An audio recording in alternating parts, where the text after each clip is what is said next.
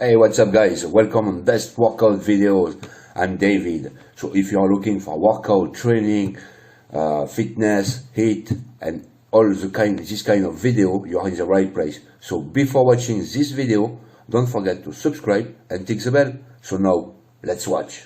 What's going on, guys? Coach Joe here at the Lion's Den, and today I'm going to take you through day one where you can train like me. So in this video, we're going to cover some deadlifting tips, some overhead pressing tips, a little bit of close grip benching tips, and then I'm going to give you guys a conditioning workout at the end that you are more than welcome to try in your own training. So let's get onto it.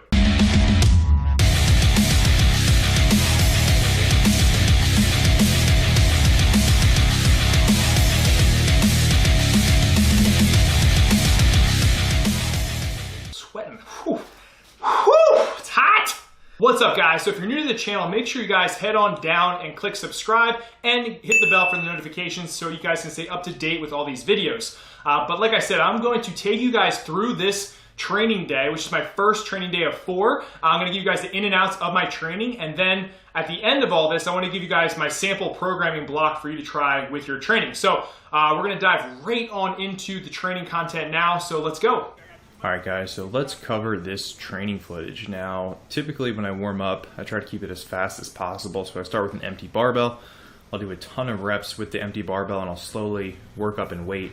And the rest I want to give myself in warm-ups is just the time it takes me to get the plates. So this is me with 135, greasing the groove, and I'll work all the way up to a heavy triple today with no straps allowed.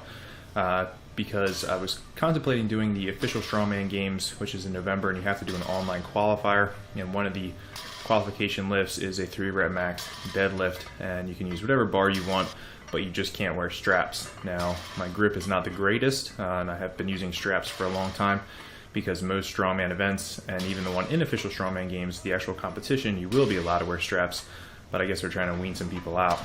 So this is a 405, and I think I hit this for a set of 5, and then after that I work 2 triples, and I hit about 1 single, and then I go right to my top set, which ends up being 635, which I was happy with. I almost lost it at the top, which you guys will see in the video with just my grip going, but if I had straps it probably could actually went a lot higher.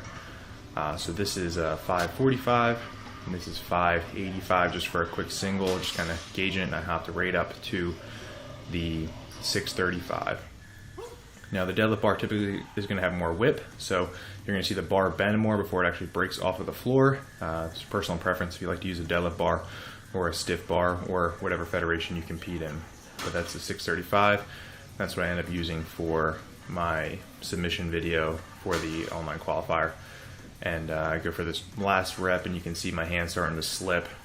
And luckily I got to that deep dark place, squeezed my butt, locked it out, and we're good.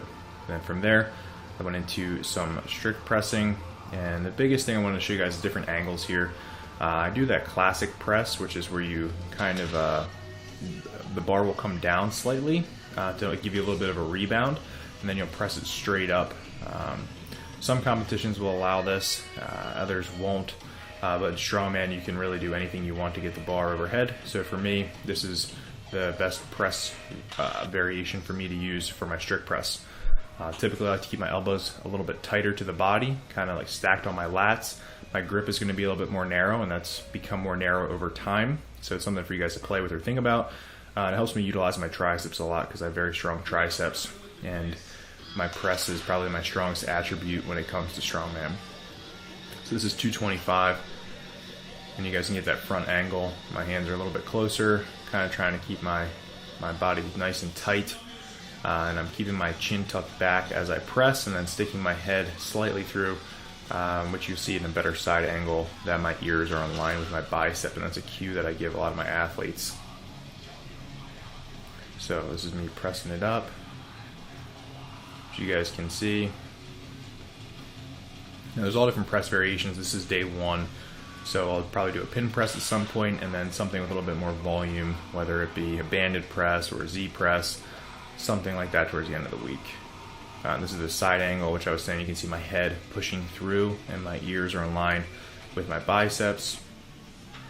And then from there we moved over to close grip bench. Now I am more of a close grip bencher as my main bench, just because I said I really like to strengthen my triceps. And I find that the triceps have a lot of carryover to any pressing events, and you're never going to bench in a strongman competition, or at least not to my knowledge. Maybe one random event, but for the most part, there's no benching in strongman. So I try to use whatever bench variation I can to get as strong as possible that will carry over to my sport. So this is 275. I've been really trying to work on a really tight setup, which you guys will see me get into. Just making sure that my traps and shoulders are into the bench, utilizing my legs, keeping my whole foot on the floor. You can see that arch that I have right there currently. I think this is 295 or 305, I'm not sure. But I want to show you guys how I'm working on kind of that J angle where you bring the bar down and then you're pushing it back towards your face. Now I used to just press up and down very vertically, but I'm trying to get more of that curve involved that you'll see with most power lifters. So this is 315.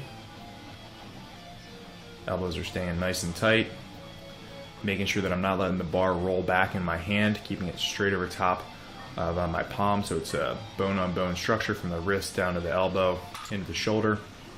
And this is my top set at 325 for a set of 5. Trying to keep my elbows as tight as I can without really letting them flare too much,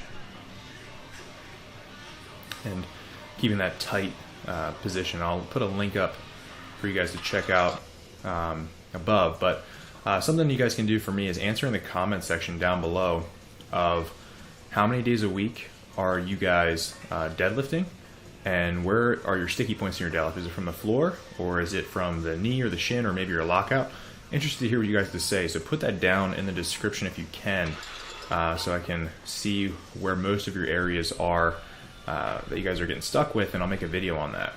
So as you guys know, I do a lot of conditioning. So for this conditioning session, I ran a time mile, which you guys will see the video for that in the future. And then we did sprints. Now, me being an idiot, I went right into the sprints full send without really warming up too much, and I strained my hip a little bit. So it was supposed to be a sled push down and back for 100 feet. I had to do a pull, so I could still get it in, but I just had to change it slightly because of the pain. Then from there, you go to 6 ball slams, as hard and as explosive as you can, and then right into 5 pull-ups. And you're going to run through that for 2 rounds as fast as possible, and then you rest until your heart rate completely comes back down. So that is a big thing that people get wrong with HIIT training or high intensity interval training, is they don't let their heart rate come all the way down before starting the next set, and whether that be sprints or whatever you're doing. So make sure that you are letting your heart rate completely come down and recover so that you can hit it hard again with the same intensity. But this is just a little bit of everything, just kind of like a GPP day in conditioning. I sped this up so I didn't bore you guys too much. But I did 2 rounds, and I was coming in around like a minute and a half ish for my time, and then I'd rest about 1 to 2 minutes, and I'd hit that again, and I did that for a bunch of rounds.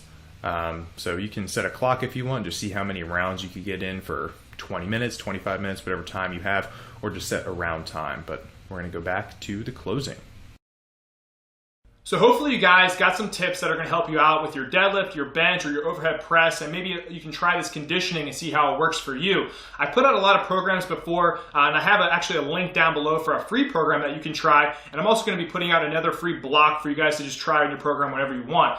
We do have the Facebook group called the Iron Lions on Facebook, which is actually about 1,000 people in there right now, primarily weightlifting, strongman, and powerlifters.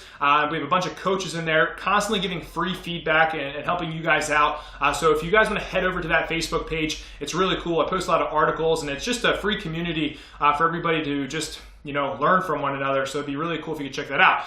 But like I said, guys, if you haven't already, subscribe to the channel. Make sure you guys hit that notification bell, and I will catch up with you guys next time. Stay lean, mean, track machine.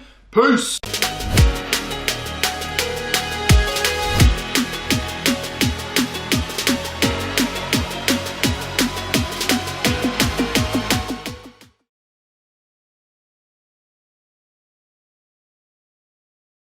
Hey, I'm back. Thanks for watching this video. So before leaving, don't forget, subscribe, tick the bell, put a thumbs up, and take care, guys. Bye bye.